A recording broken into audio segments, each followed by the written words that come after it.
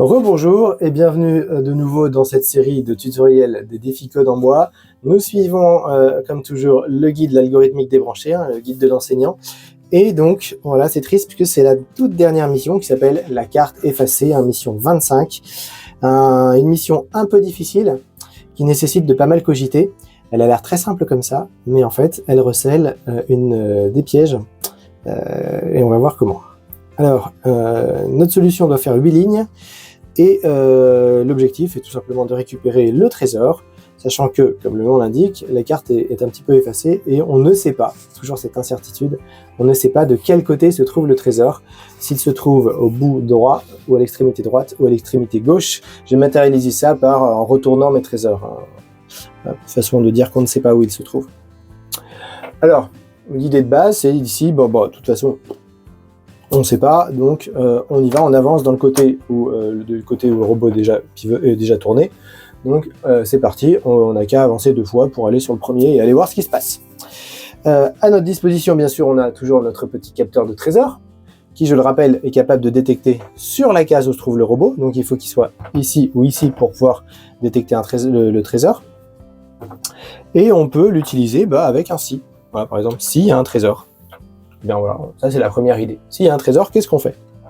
S'il y a un trésor, on creuse, logiquement. Voilà. Et puis sinon, qu'est-ce qu'on fait ?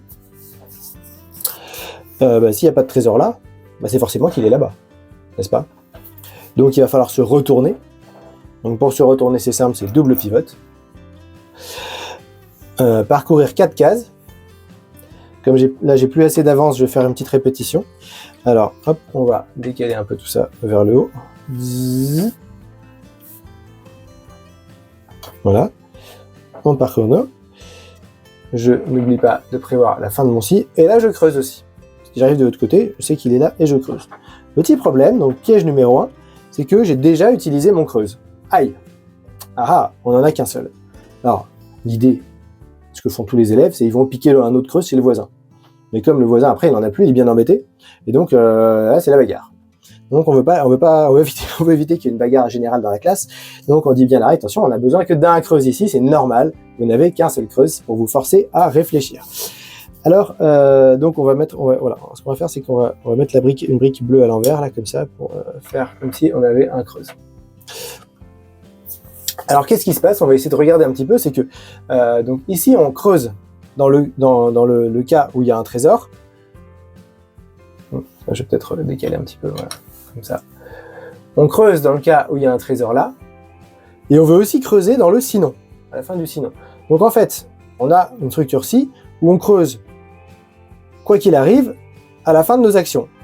La dernière action, c'est de creuser dans tous les cas de figure, dans le cas où il y a un trésor, ou dans le cas où on n'a pas trouvé de trésor là-bas. Donc cette action, finalement, elle ne dépend pas du si, puisqu'on l'a fait de toute façon à la fin, comme dernière action du programme dans tous les cas. Donc si elle ne dépend pas du si, je peux la sortir. Je peux prendre mon creuse qui est ici et aller le mettre tout simplement à la fin, en dehors de mon si. Et du coup, je me retrouve avec un machin un peu bizarre. S'il y a un trésor, rien. Sinon, on fait tout un tas de choses. C'est un peu bizarre comme façon de faire. C'est-à-dire que là, on n'a pas d'action dans ce cas de figure où on trouve le trésor ici. On n'a pas d'action directement là. Donc on se dit, est-ce qu'on peut pas simplifier ça ? C'est un peu bizarre. Et la façon de simplifier, c'est qu'on va inverser. Donc regardez ce qu'on fait. On va inverser la condition. On va écrire s'il n'y a pas de trésor. Hop, et j'enlève tout simplement mon sinon. Et voilà. Je vais redescendre un peu tout ça. Donc au début, on avance 2 fois. Tac, pour venir se mettre sur la case suspecte ici. On active notre capteur de trésor. On y va, on regarde. Est-ce que le trésor est là ? Allez, on va dire qu'il n'est pas là. On va faire l'hypothèse qu'il n'est pas là. Imaginons le cas où il n'est pas là. Donc le capteur dit non. À ce moment-là, s'il n'y a pas de trésor, on doit pivoter. Tic, tic. On répète 4 fois avance. J'ai oublié mon petit chiffre. Hop, honte à moi. 1, 2, 3, 4. Et là, je suis sûr que mon trésor est là, puisqu'il n'était pas de l'autre côté, et je n'ai plus qu'à creuser. D'accord ? Maintenant, comme tout à l'heure, je dois envisager l'autre cas de figure. où le trésor est effectivement ici. On y va, on avance 2 fois.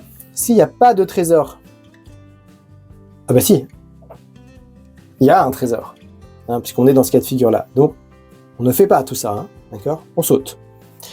On arrive directement où? Tout en bas. On creuse. Et voilà, et c'est terminé. Donc là, c'est le programme qui est d'habitude réalisé pour répondre à ce problème. Alors, il y a une autre solution qui est plus courte, mais qui est un petit peu plus difficile à trouver, qui nécessite la répétition tant que. Cette solution, je ne vais pas vous la présenter, parce que ça fait déjà 5 minutes qu'on cause, mais elle est proposée dans le livret et expliquée dedans. Voilà, donc merci de nous avoir suivis. Donc c'était un défi difficile, mais sachez qu'il y en a quand même beaucoup d'autres encore plus difficiles dans les extensions. Donc n'hésitez pas à aller voir si vous avez envie de vous y frotter. En tout cas, merci de nous avoir suivis jusque-là. Si vous avez tout compris, et là vous êtes prêts à faire des ateliers à l'appel. Et puis n'hésitez pas à nous contacter pour toute question. Au revoir.